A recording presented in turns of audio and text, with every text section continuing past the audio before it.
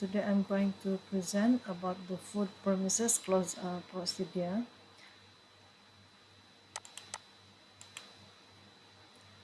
This presentation focus on the procedure followed by PPKP when a food premise has condition that may require close. And I will explain the process from inspection until the premises is allowed to reopen.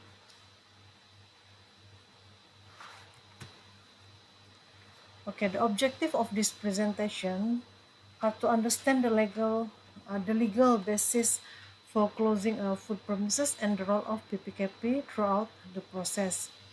We will also look how evidence in documentation documented how we assess the risk and how we decide whether corrective action or immediate control is required.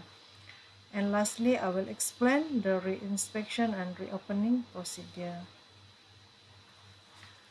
First, we look at the legal basis. The close procedure is in presentation referred to Sections 11 of the Food Act 1983. There are five important points. The order must be in writing.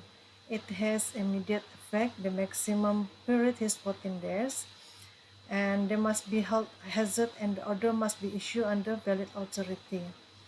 In actual practice, we must also follow the latest MOH and local SOP. This is a 9-step close workflow. Overall, closure process. There are 9 steps starting with inspection, followed by finding evidence and risk assessment and authority checking. It also, if closed, is required a written order and close or notice issue. And after correction action, we conduct a inspection and finally decide whether the premises can reopen. Okay, for the step 1, preparation and arrival. Before inspection, the officer need to prepare properly. We review the premises information and previous inspection history, identify the purpose of inspection, and prepare the necessary document and equipment. When we arrive, we introduce ourselves, explain the purpose of inspection, and identify the person for the premises. We also record the date, starting time, and officer involved. For step 1, scope of food premises inspection. During the inspection, we need to check the whole food premises systematically. This includes the registration document, food handler, pest control, cleanliness, kitchen equipment, and food contact surface. And we also check the food flow from receiving until serving. Okay. The physical condition of the building, such as a floor, or wall, ceiling, lighting, and ventilation, should also be inspected. Next is documenting our finding and evidence. Every non-compliance should be recorded clearly, including the exact allocation. We can take overview and close-up photograph as a supporting evidence. And for scoring, we must use the actual finding and not make assumption. The scores support our assessment, but any legal action must follow the relevant law and SOP. For step 3, there are risk assessment. After identifying the problem, we assess the level of risk. If minor, such as small hygiene issue or incomplete documentation, may only require corrective action. However, the serious problems such as severe pest infestation, heavily contaminated food contact surface, or lack of clean water may create a serious public health risk. If the condition meets the requirement for close, immediate action may be necessary.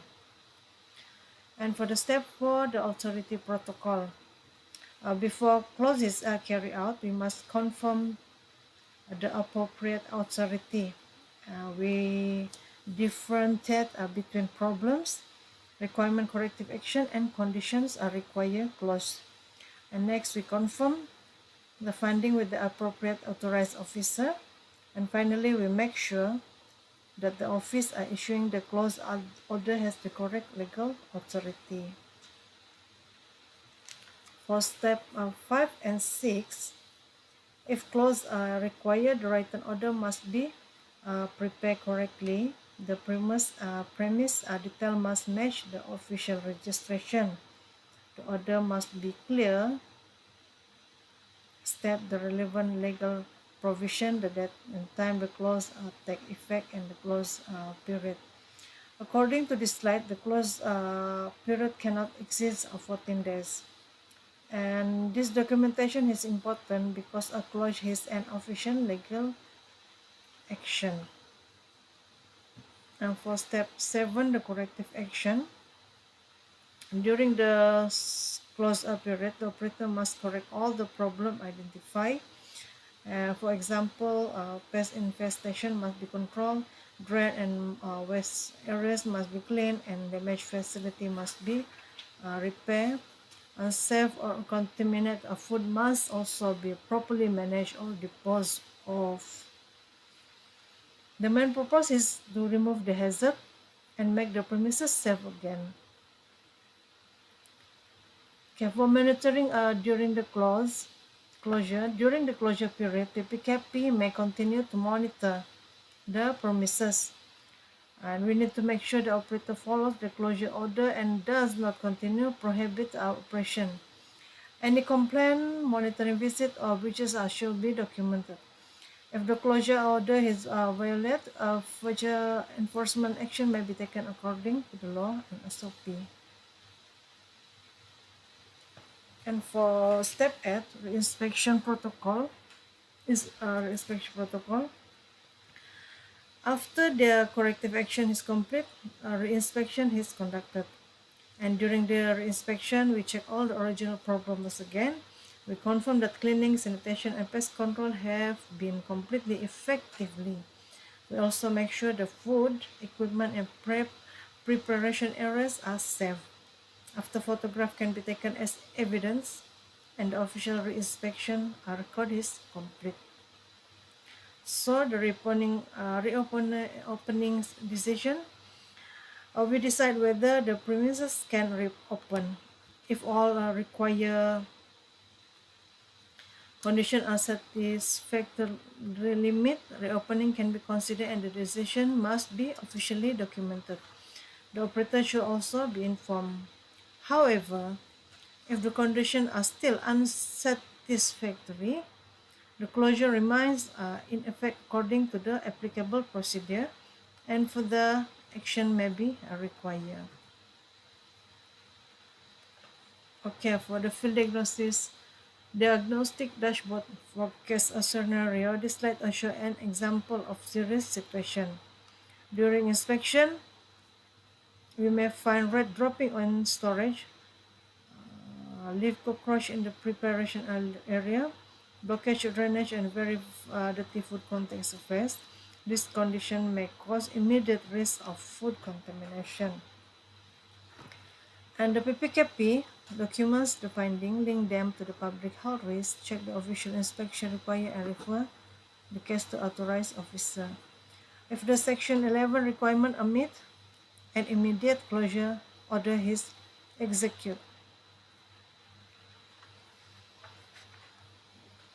And finally, documentation is important throughout the whole process. And before closure, we need complete inspection, record scoring, and photograph. During closure, we keep the closure order, monitoring record, and corrective action information. And after that, we keep the re-inspection record, photograph, and reopening decision. So the main purpose of this complete documentation is to show that every action was properly carried out according to the required procedure. And this is the view of a picture that we take as evidence. We found the red preparational area under the kitchen stove, and we explain the owner premises about the high risk of the problem in their premises. And we found this one, and overall for the premise are very dirty, with result with their grade below 75% grading.